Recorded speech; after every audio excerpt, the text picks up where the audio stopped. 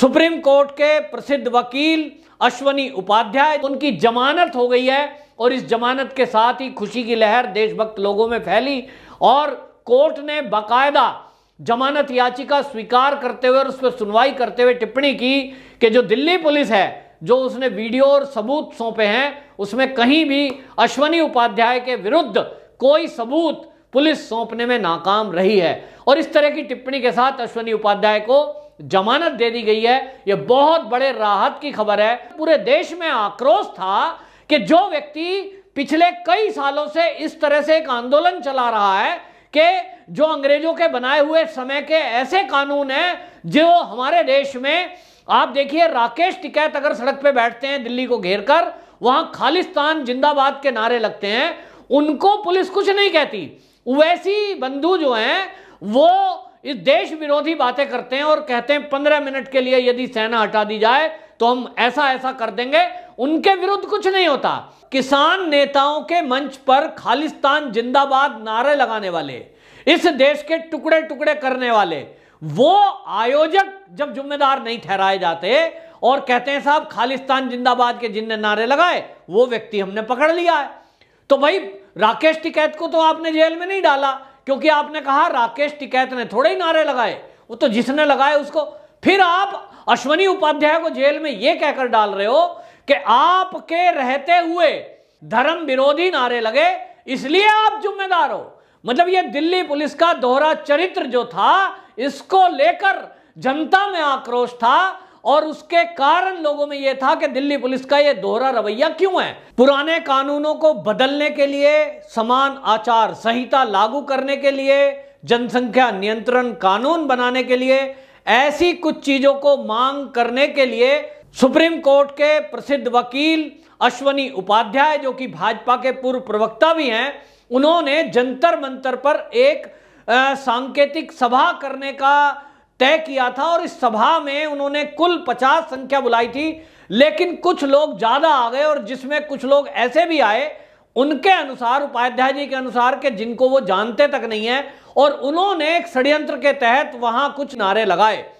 यानी इस तरह के नारे थे जो संवैधानिक भाषा इस्तेमाल नहीं कहा जा सकता और जिसके कारण दिल्ली पुलिस ने एफआईआर की, अश्वनी उपाध्याय को गिरफ्तार कर लिया। लेकिन सवाल यह उठ रहा था कि अश्वनी उपाध्याय, जो कि एक खुद सुप्रीम कोर्ट के जिम्मेदार वकील हैं और एक ऐसे व्यक्ति हैं जो हमेशा हमने देखा है कि टीवी डिबेट्स में रहते हैं, बड़े सभ्यता के तरीके से अपनी बातों को रखते हैं, ऐसा व्यक्ति इस तरह की गैर संवैधानिक भाषा इस्तेमाल कर ही नहीं सकता। वो और उसके साथ जुड़े हुए लोग वो ऐसा कैसा कर सकते हैं। और इसी बात को लेकर पूरे देश में आक्रोश था कि जो व्यक्ति पिछले कई सालों से इस तरह से एक आंदोलन चला रहा है कि जो अंग्रेजों के बनाए हुए समय के ऐसे कानून हैं जो हमारे देश में, आप देखिए राकेश टिकैत अगर सड़क पे बैठते हैं दिल्ली को घेर कर, वहां खालिस्तान जिंदाबाद के नारे लगते हैं, उनको पुलिस कुछ नहीं कहती। वैसी बंधु जो हैं वो इस देश विरोधी बातें करते हैं और कहते हैं 15 मिनट के लिए यदि सेना हटा दी जाए तो हम ऐसा ऐसा कर देंगे। उनके विरुद्ध कुछ नहीं होता और इसीलिए ये अश्वनी उपाध्याय मांग कर रहे थे कि सबके लिए समान रूप से कानून अपना काम करे।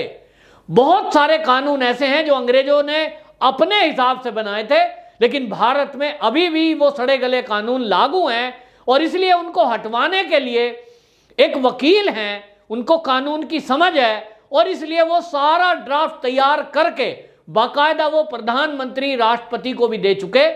अपना सांकेतिक धरना देने के लिए जंतर मंतर पहुंचे थे जहां षड्यंत्र का शिकार हुए और दिल्ली पुलिस ने उनके खिलाफ ही एफआईआर दर्ज कर ली।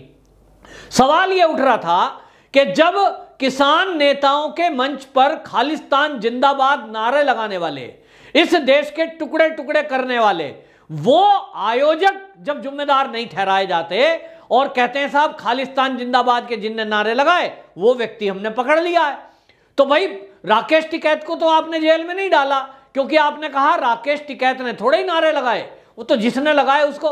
फिर आप अश्वनी उपाध्याय को जेल में यह कहकर डाल रहे हो कि आपके रहते हुए धर्म विरोधी नारे लगे इसलिए आप जिम्मेदार हो।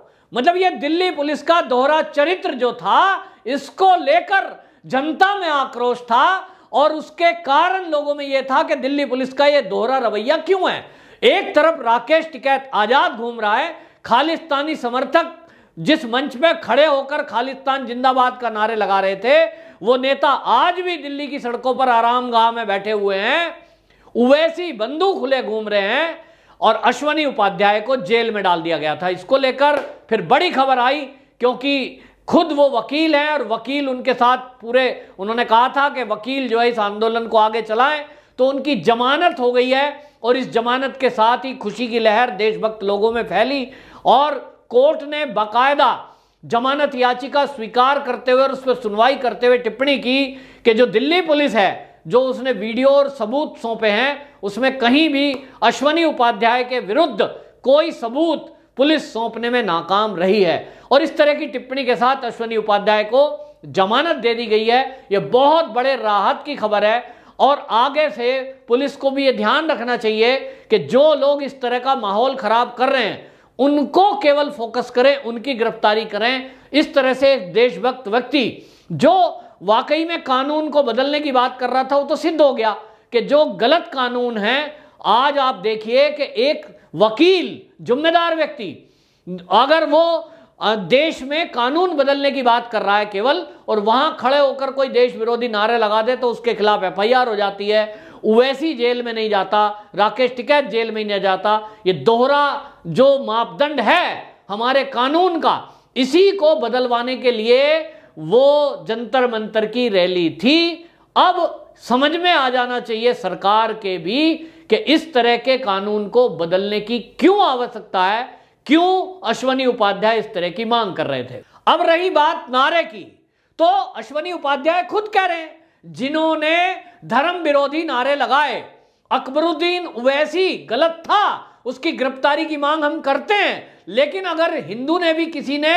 मुस्लिमों के विरुद्ध कुछ उल्टा सीधा कहा है तो उसके खिलाफ दिल्ली पुलिस कार्रवाई करे, उसे पकड़े, हम भी साथ हैं, पुलिस के पकड़वाने में मदद करेंगे।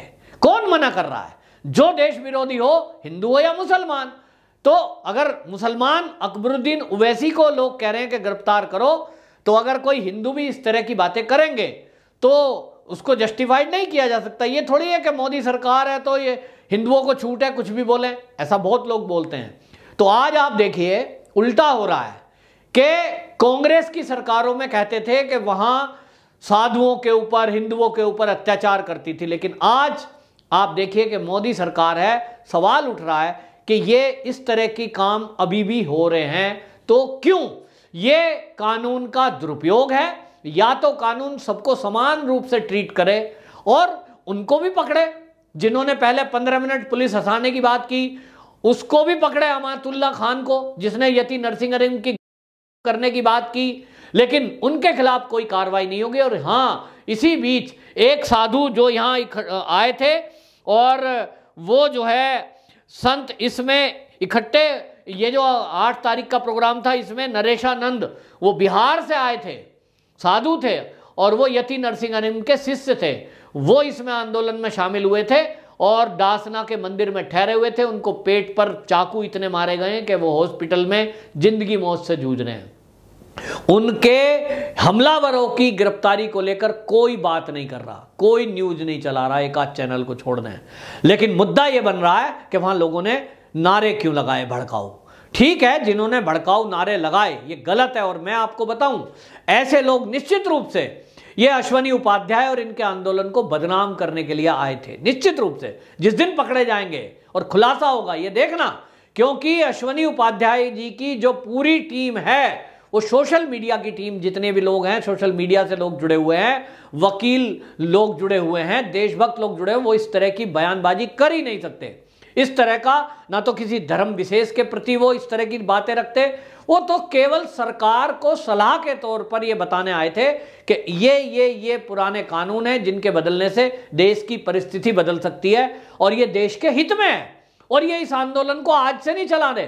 अश्वनी उपाध्याय जी इस आंदोलन को आज से थोड़ी चला रहे, सालों हो गया उनको इस तरह की बातें करते हुए। अनेक टीवी डिबेट में आते हैं, वो ज्यादातर टीवी डिबेट में आकर इस तरह की बातें वो कर रहे हैं। आज तक किसी टीवी डिबेट में या सोशल मीडिया पर अश्वनी उपाध्याय ने एक वर्ड भी ये नहीं कहा कि मुसलमानों को मारो, इन्हें बाहर भगाओ, नहीं। उन्होंने कहा हमारे कानून गलत है, कानून बदलो जो समान नागरिक के तौर पर समान आचार संहिता, समान नागरिक संहिता लागू हो, सबके लिए बराबर एक जैसे कानून हो। ये कहां गलत है भाई? मेरे ऊपर धाराएं अलग लगेंगी, एमपी एमएलए के ऊपर अलग धारा लगेंगी, ये तो गलत है। अगर जिस तरह से संसद में हल्ला हो रहा है, कोई आम आदमी अगर हल्ला कर रहा होता, पुलिस उठाकर बाहर फेंक देती और जेल में भी डाल देती, क्योंकि यह राष्ट्र विरोधी गतिविधि है मेरे हिसाब से। कि यदि संसद में सांसदों को भेजा जा रहा है बिल बनाने के लिए, काम करने के लिए, लेकिन वे हल्ला मचा रहे हैं, ना काम कर रहे हैं, ना करने दे रहे हैं, तो यह देश विरोधी एक्टिविटी में होना चाहिए। और यही बात अश्वनी उपाध्याय कह रहे थे कि यह वीआईपी ट्रीटमेंट नेताओं को क्यों, और इसी बात को सिद्ध करने के लिए, उनका मुंह बंद करने के लिए यह काम कर दिया। उनकी जबान बंद कर काम करने का तरीका है कि एलिगेशन लगवा दो तो किसी से भी वहां 2 नारे लगवा दो।